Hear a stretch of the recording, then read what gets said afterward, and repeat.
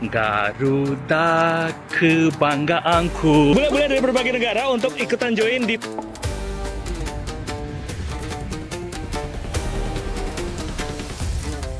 Yeah. Okay, so what do you think about Indonesia so far? I love it. You love it, Indonesia? The people are really nice. Okay. Yeah, I love it.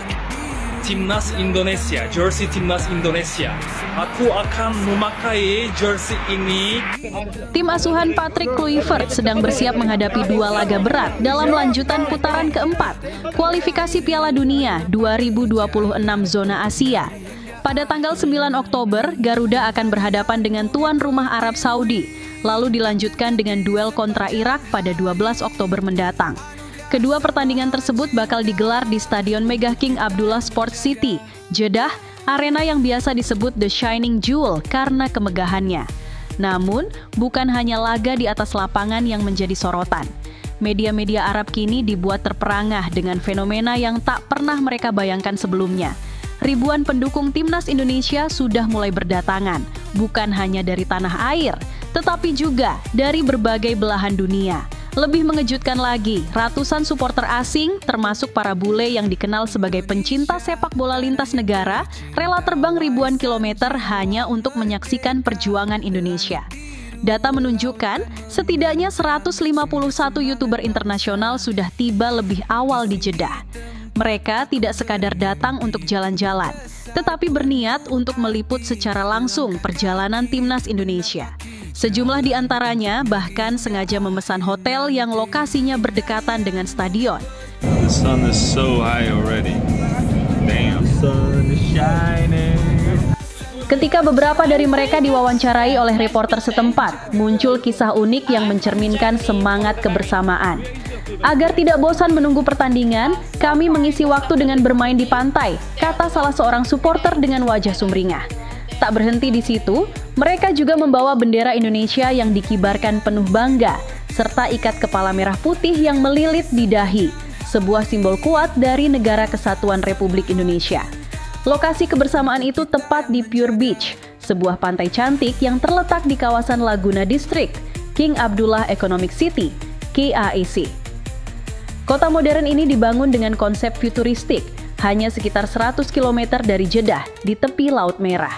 Pure Beach dikenal sebagai destinasi premium. Pasirnya putih lembut, air lautnya jernih berkilau kebiruan, dan suasananya begitu teratur khas kawasan wisata modern. Fasilitas di pantai ini lengkap, mulai dari olahraga air seperti snorkeling, paddleboard, hingga jet ski. Juga area khusus untuk piknik keluarga, restoran seafood segar, dan kafe dengan panorama matahari terbenam yang menawan. Para supporter, baik dari Indonesia maupun bule, menjadikan pantai ini bukan sekadar tempat beristirahat, tetapi juga ruang untuk merayakan identitas dan mempererat persahabatan lintas bangsa. Fenomena ini membuat sejumlah media Arab terkejut. Mereka mengakui biasanya dukungan masif seperti ini hanya terjadi pada tim-tim raksasa dunia seperti Argentina, Brasil, atau negara-negara Eropa.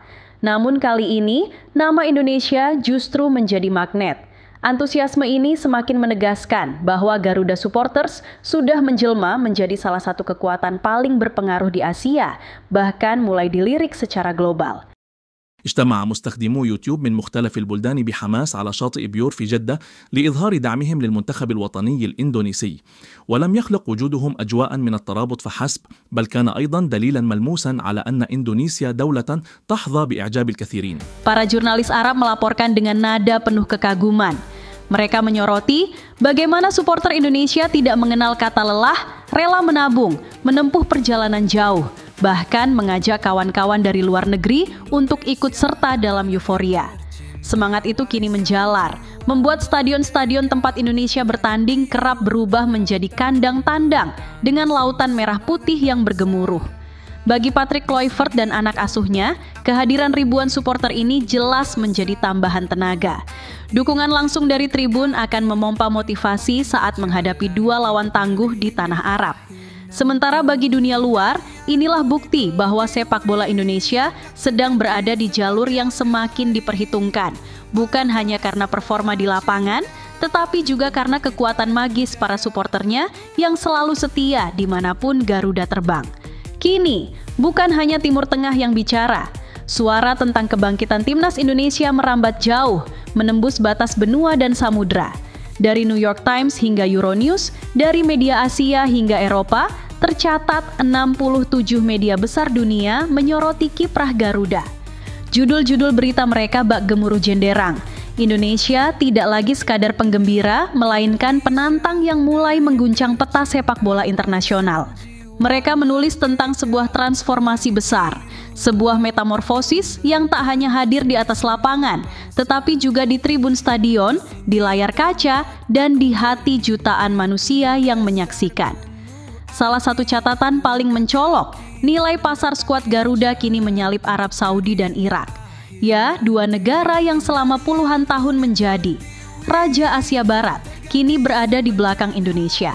Sesuatu yang dulu terdengar mustahil, kini berdiri tegak sebagai fakta.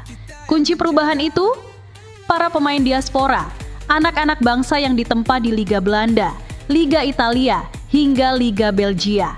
Beberapa di antara mereka bahkan pernah merasakan atmosfer Liga Champions Eropa, arena yang hanya dihuni oleh talenta kelas dunia.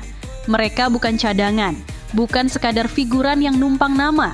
Mereka adalah pemain inti di klub masing-masing, lalu kembali pulang ke tanah kelahiran dengan dada membara, membawa DNA sepak bola modern untuk disatukan dengan semangat Garuda yang tak pernah padam. Coba kita renungkan sejenak. Pernahkah dulu, bahkan sekadar 1% saja, kita membayangkan Timnas Indonesia berada di titik ini? Jawabannya jelas, tidak. Dulu, setiap kali Garuda berlaga di kualifikasi Piala Dunia, kita menonton dengan rasa pasrah. Stadion bergemuruh oleh sorak-sorai, tetapi di dalam hati kita sadar, ini hanya bonus hiburan. Kita datang, bernyanyi, menyalakan flare, lalu pulang dengan kepala tertunduk. Harapan ada, tapi seringkali tanpa keyakinan yang sungguh-sungguh. Namun hari ini, sejarah berputar. Indonesia tidak lagi datang hanya untuk meramaikan. Kita datang untuk menantang. Kita datang untuk menulis babak baru.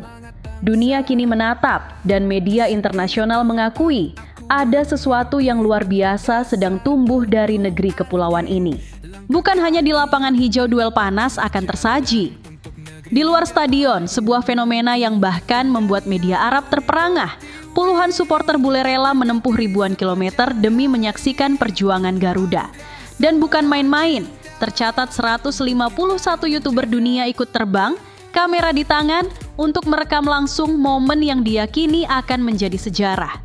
Bayangkan, Indonesia yang dulu dianggap kecil, kini justru menjadi magnet global, menarik perhatian dari berbagai penjuru dunia. Inilah simfoni kebangkitan. Supporter Indonesia yang terkenal fanatik tetap memadati stadion dengan wajah sumringah dengan nyanyian penuh tenaga. Kini, di samping mereka berdiri bule-bule yang mengenakan ikat kepala merah putih, mengibarkan bendera Garuda di pantai-pantai Arab, bahkan ikut berbaur, bersorak, dan menari. Pemandangan yang dulu terasa seperti mimpi, kini menjadi kenyataan. Dan semua ini baru awal. Karena setiap kali Garuda menginjakkan kaki di lapangan, setiap kali peluit panjang berbunyi, kita tidak lagi sekadar bermain. Kita sedang menulis ulang peta sepak bola Asia, bahkan dunia.